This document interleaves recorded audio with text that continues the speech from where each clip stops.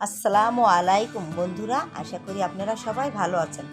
আজকে আপনাদের আরেকটা রেসিপি করে দেখবো, মাছের বাটি চচ্চড়ি। চলুন আমি রেসিপিটা কিভাবে করেছি দেখবেন। আশা করি আপনাদের কাছে ভালো লাগবে। আশা করি বন্ধুরা আমাদের পাশেই থাকবেন। পরিমাণ মতন পেঁয়াজ কুচি দিয়ে দিচ্ছি, কাঁচামরিচ ফালাও দিয়ে দিব, 1 চামচ আদা রসুন বাটা দিয়ে দিব, 2 চামচ শুকনো মরিচের গুঁড়া দিয়ে দিব। এই রান্নাটায় ঝালের পরিমাণটা একটু বেশি দিতে হবে বন্ধুরা। ধনিয়া গুঁড়া, জিরার গুঁড়া দিয়ে দিব, 1 চামচ হলুদ গুঁড়া দিয়ে দিব, লবণ পরিমাণ মতন দিয়ে দিব। লবণটা বুঝে শুনে দিব, যেহেতু আমরা সয়া সস দিব। 1/2 চামচ গরম মশলার গুঁড়া দিয়ে দিব, 1 চামচ সয়া সস দিয়ে দিব। গরম করা সয়াবিন তেল দিয়ে দিব বন্ধুরা। সবগুলি উপকরণ ভালো করে মেখে নেব।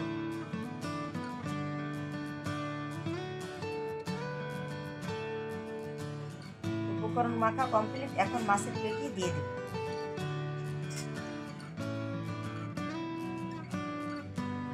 আজকে আমি ব্রিগেড মাছের পেটি নিয়েছি বন্ধুরা। আপনারা কাতলা মাছের, রুই মাছের পেটিও নিতে পারেন, যে কোনো মাছের পেটি নিতে পারেন।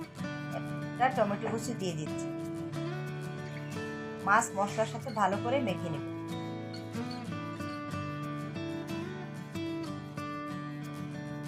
মাখা কমপ্লিট বন্ধুরা। 30 মিনিটের জন্য ঢেকে রাখব। 30 মিনিট পর ফিরে আসলাম। সয়াবিন তেল দিয়ে দিব কড়াইতে। আর এই রান্নাটা তেলের কড়াইতে রান্না করতে হবে। বিসমিল্লাহির রহমানির রহিম। আমি এখন ম্যারিনেট করা মাছগুলি দিয়ে দিব। 10 মিনিটের মতন কষিয়ে নেব বন্ধুরা।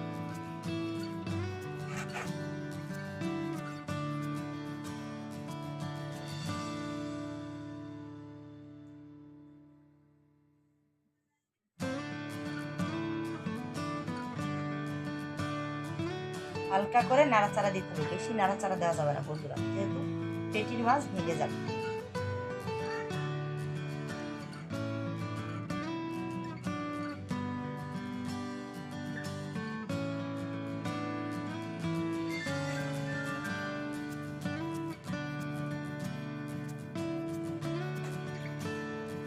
মাছ আমরা একটু উল্টিয়ে দিব একবার।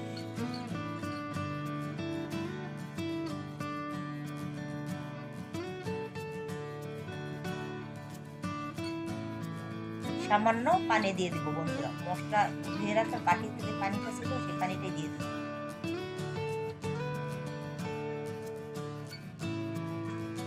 এই পর্যায়ে ঢেকে দিব। এই পর্যায়ে খুঁটি দিয়ে নাড়াচাড়া দেবো না, আমরা লুচি দিয়ে ঘুরিয়ে ঘুরিয়ে নাড়াচাড়া দিয়ে দিব। দেখুন বন্ধুরা, তেল উঠে যাচ্ছে। মাছের বাটি চচ্চড়ি রান্না কমপ্লিট। আশা করি আপনাদের কাছে রেসিপিটি ভালো লাগবে। আশা করি বন্ধুরা আপনারা সবাই ভালো থাকবেন।